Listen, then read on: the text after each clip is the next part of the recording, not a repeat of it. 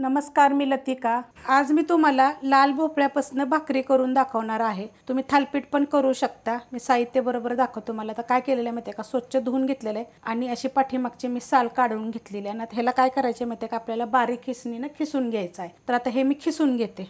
खिसून घेतलेलं आहे बघा, अशा पद्धतीत बारीक। ह्याच्यापेक्षा जर बारीक खिसणी असती त्यानं जरी खिसलं तरी पण चालू शकतं। एक ताट घेतलेलं आहे, त्याच्यामध्ये हे आपण काढून घेऊया। काढून घेतलेलं आहे। आता त्याला साहित्य काय काय घेतले बघा। हे घेतलेलं आहे, हे ज्वारीचं पीठ घेतलं, हे तांदळाचं पीठ घेतलेलं आहे आणि हे गव्हाचं पीठ घेतले। थोडासा कढीपत्ता कापून घेतलेला आणि एकदम अर्धा छोटा आकाराचा कांदा घेतलेला आहे, तो पण मी असा बारीक कापून घेतलेला आहे। आता हे सगळं साहित्य काय करायचं माहिती आहे का, आपल्याला ह्याच्यामध्ये टाकून घ्यायचं आहे। आता त्यात टाकायचे 1 चमचा सफेद तीळ, ह्याच्यामध्ये 3 हिरव्या मिरच्या, अर्धा इंच आलं आणि 6 पाकळ्या लसणाच्या आहेत, त्या मी कुटून घेतलेल्या आहेत बघा। पेस्ट जरी टाकली तरी पण चालेल। ह्याच्यामध्ये टाकणारे कोथिंबीर थोडीशी जास्त घेतलेली आहे। चवीप्रमाणे टाकायचे आपल्याला मीठ, थोडंसं टाकायचे हिंग पावडर, थोडीशी टाकायचे आपल्याला ह्याच्यात हळद, थोडीशी टाकायचे मिरची पावडर। आता हे काय करायचे माहिती आहे का, सगळं मिक्स करून घेऊया। तर तुम्हाला अजून जर ह्याची चव पाहिजे असेल ना, तर काय काय टाकू शकता तुम्ही मला कमेंट करा, मी तुम्हाला सांगेन। आता हे काय आहे माहिती आहे का, पाण्याचं अजिबात ह्याला घ्यायचं नाही, पहिलं मळून घ्यायचं। जर लागलं तरच आपल्याला ह्याला पाणी वापरायचे। मिक्स करून घेतलं आहे बघा। पाण्याचा वापर मी थोडासुद्धा केलेला नाही ना। आता आपण यात थोडं थोडं पाणी टाकूया आणि मळून घेऊया बघा। अशा पद्धतीने मी मळून घेतलेलं आहे। जास्त पण पिठाचा वापर करायचा नाही आहे, जेवढं पीठ लागेल तेवढंच टाकायचं। आता पीठ जे घेतलं होतं का नाही, ते मी तुम्हाला चमचा दाखवते। त्या चमच्याच्या प्रमाणे 4-4 चमचे, 3 चमचे आणि 2 चमचे असं मी घेतलं होतं। तर अशा पद्धतीत फक्त तुम्ही ज्वारीच्या पिठाचं बी करू शकता, तुम्हाला तांदळाचं पीठ, गव्हाचं पीठ नसलं तरी पण चालू शकते। आणि जो चमचा घेतलेला आहे ना बघा, ह्या चमच्याच्या मापाने मी सगळं साहित्य घेतलं होतं। आता आपण बनवायला घेऊया। आता आपण ह्या ताटात थापून घेऊया। तर मी बघा ह्याच्यामध्ये घेतलेलं आहे थोडंसं पीठ।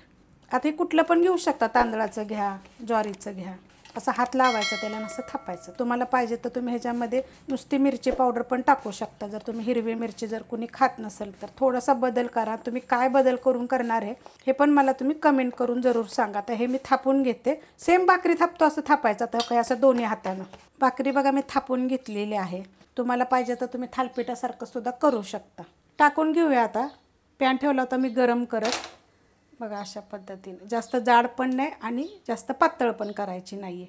आणि मेन म्हणजे तुम्हाला सांगते, तुम्ही जसं थालपीठसारखं थापलं तरी चालेल किंवा असं भाकरीसारखं जर केलं तरी पण चालेल। आता आपण थोडीशी भाजून घेऊया, मग त्याला थोडं पाणी लावूया। आता आपण पाणी लावून घेऊया। 1 मिनिटभर फक्त मी ठेवलं होतं बरं का, तसं जास्त वेळ ठेवलेलं नव्हतं। सेम आपण भाकरीला कसं पाणी लावतो तशाच पद्धतीनं करायचं। आता हे हलकंसं सुकलं की नाही, मग पलटी करूया। पलटी करून घेऊया बघा। जास्त पाणी सुकून देऊ नका वरचं, हलकंसं सुकलं की नाही की मग पलटी करायचं बघा। मस्त असं भाजलं गेलेलं आहे। आता गॅस आहे मिडियम, आणि मिडियम गॅसवर पण खालची साईडनं भाजून घेऊया चांगलं। खालची साईड भाजली का बघूया बघा, मस्त अशी भाजली गेलेली। आता हे असं साईडला थोडंसं असतं की नाही, ते भाजून घ्यायचं। तर ते काय करायचं माहिती आहे का, असं उलट नाही असं दाबून घ्यायचं, मस्त भाजलं जातं बघा हे असं। आणि मग ह्याला काय करायचं माहिती आहे का, आता पलटी करून घेऊया।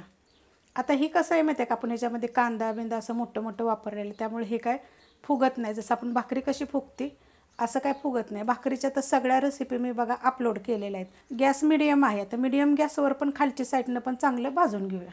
मस्त बघा, आता हे भाजलं गेलेलं आहे सगळ्या साईडून बघा, ह्या साईडून पण ह्या साईडून पण बघा। अशा पद्धतीत भाजून घ्यायचं, सगळे कोपरे वगैरे असे मस्त असे भाजून घ्यायचे आणि जास्त जाड असे करायचे नाहीत। आणि हे कशाबरोबर खायचे तर तुम्ही दह्याबरोबर खाऊ शकता। चटण्यांच्या खूप रेसिपी अपलोड केलेल्या आहेत। चटणी, लोणचं तुम्ही कशाबरोबर खाऊ शकता, मस्त लागतात। नाश्त्यासाठी तर एकदम उत्तम आहे। आता अशा पद्धतीत मी राहिलेले करून घेते। जेवढे साहित्य दाखवलेत ना, पातळ एकदम केले तर 4 ते 5 होतात, आणि असे जाड जाड मोठे मोठे केले तर 2 ते 3 होतात। तर ही रेसिपी जर तुम्हाला आवडली तर लाईक करा, सबस्क्राईब करा, कमेंट करा आणि शेअर बी करा।